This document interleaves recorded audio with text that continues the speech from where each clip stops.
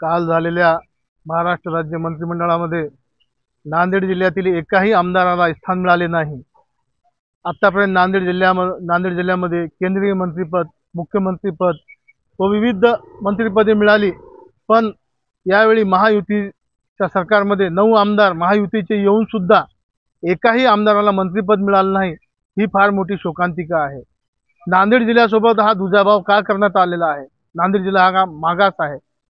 नांदेड जिल्ह्यामध्ये अनेक आमदार 2-2 वेळेस निवडून येऊन सुद्धा मंत्रिपदासाठी ते कॅपेबल नव्हते का? अनेक नांदेड जिल्ह्याचा म्हणावा तेवढा विकास झाला नाही। अनेक समस्या आहेत। मंत्रिपद नाही, पालकमंत्री सुद्धा नांदेड जिल्ह्याला कधी मिळाले नाही। नांदेड जिल्ह्याच्या बाहेर सुद्धा पालकमंत्रीपद गेलेलं आहे आणि नांदेड जिल्ह्याच्या विकासासाठी मंत्रिपद आवश्यक होतं।